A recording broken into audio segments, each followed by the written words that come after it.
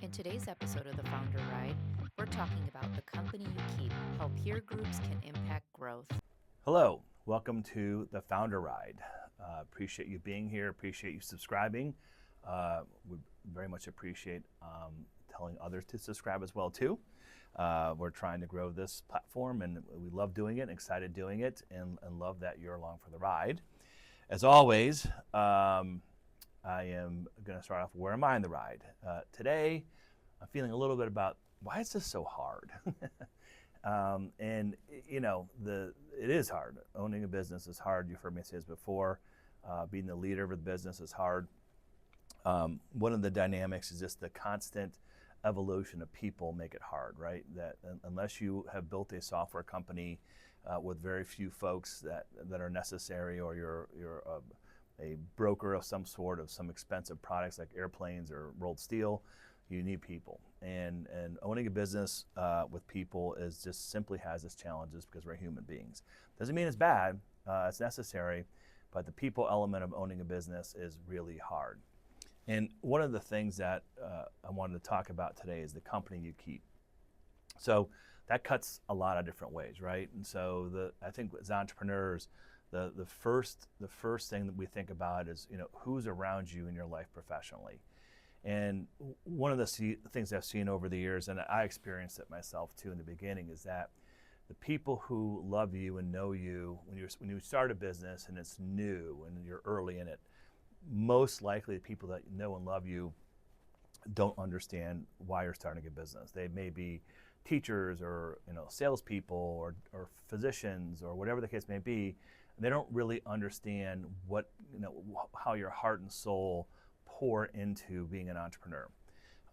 And so my experience has been directly myself, and also I've seen this with our client base and friends, that the advice that peer group gives you really is oftentimes the wrong advice, because they're coming from a spot of not understanding. They can't comprehend why you self-induce the risk and self-induce the volatility, self-induce the hassle of owning a business.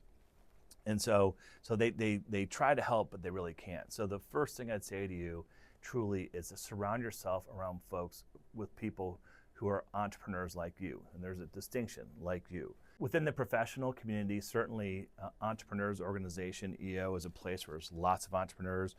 YPO, Young Presidents Organization, definitely has entrepreneurs. There's also non-entrepreneurs as well too.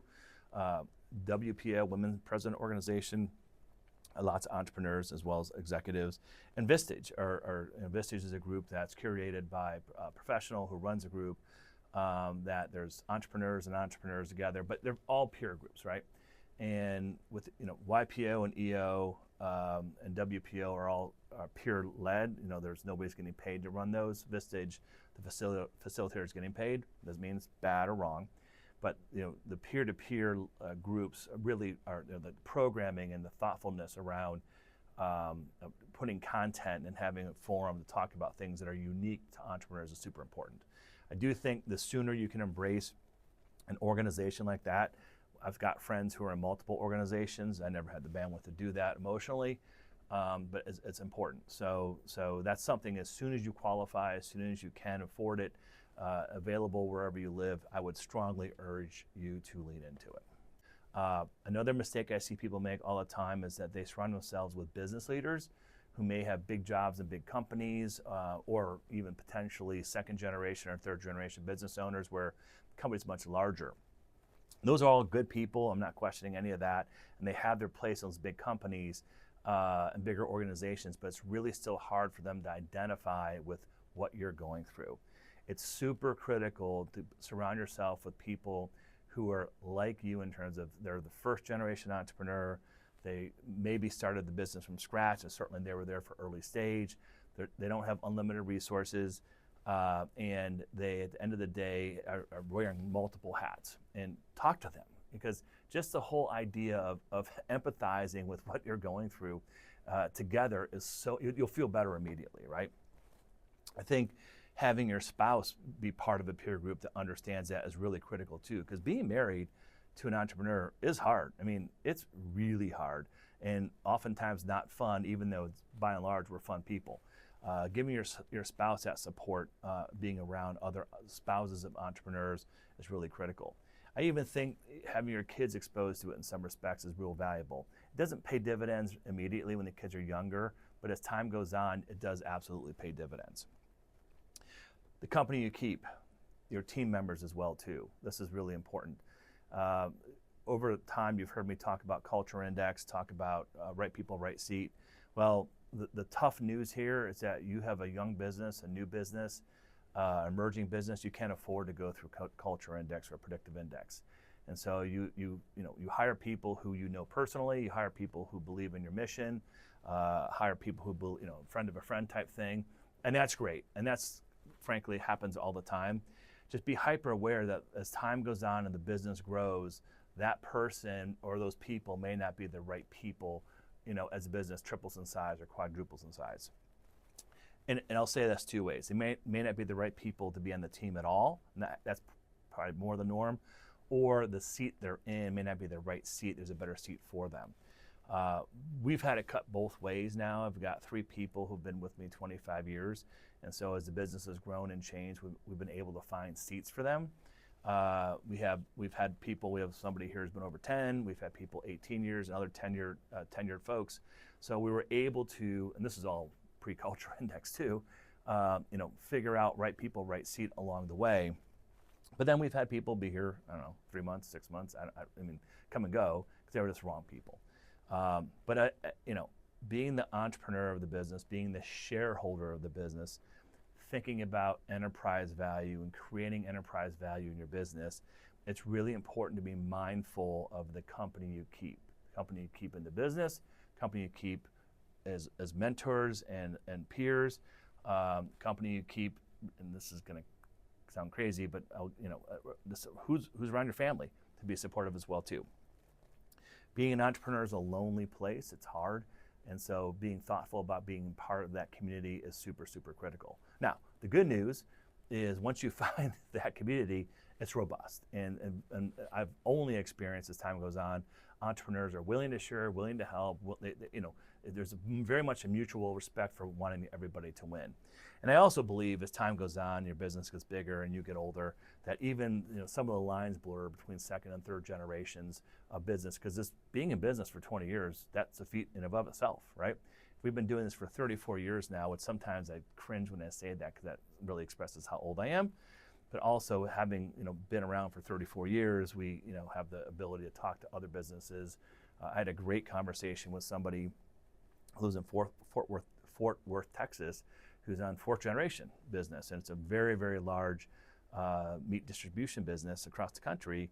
And we spent a day and a half talking, and I learned a lot and hearing about his kids and grandchildren being in the business. Point being that as time goes on, you earn the right to have a lot of conversations. So, but it's also being thoughtful of the company you keep along the way. As a part of it, you want to be natural, not forced. So starting with being open and honest about yourself and how the things you need. And I also think being deliberate. We're realizing that the word no is okay. That there are some folks in your life that just shouldn't be there. And saying the sooner you learn to say no, the better off you are. We just went through an interview with somebody else here recently she turned 50, and she's like, I'm really going through my life right now, understanding that some of these folks that got me to the game, friends that really aren't the folks I want to lean into the next 50 years of my life. So speaking of communities, we have created a new community called Founder Farm. It's an online community for entrepreneurs, and these are for smaller companies, from a little past startup to call it $2 million of size. And we did this because we recognize that there really isn't a good place for those folks to find their community. EO, you need to have $1 million of sales. YPO could be 8, 9, 10, I really don't know. But Founder Farm is really designed to be a cost-effective tool to lean into a community for anywhere from a $300,000 to $2 million business or beyond. We're investing heavily not only in tools to help you to not make mistakes, help you grow faster, help you understand the people that you keep and how to navigate that. But the big thing is we're really trying to create a peer-to-peer community where you get to know other entrepreneurs. It is virtual, it's all online or primarily online. to know other people to help you through your journey. We've been doing this now for a little over a year, and there are relationships that are fostering as a result of it. You'll see as time goes on, we're going to push this Founder Farm much more and really try to get we're ready to make the community more robust, have more members. Again, be careful of the people that you keep. So hopefully you'll entertain it, and certainly tell your friends and peers about Founder Farm.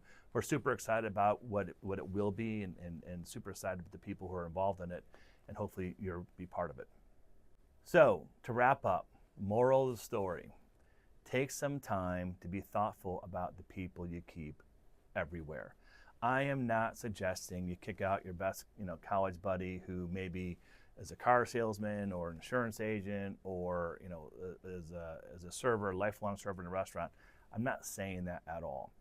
Embrace those great relationships that you've had in the past. Just make sure there's space for new ones who are people that can help you understand what it's like to be an entrepreneur, understand what your family's, for your family, help them understand, grow up in an entrepreneurial family. You have to lean into those folks as well.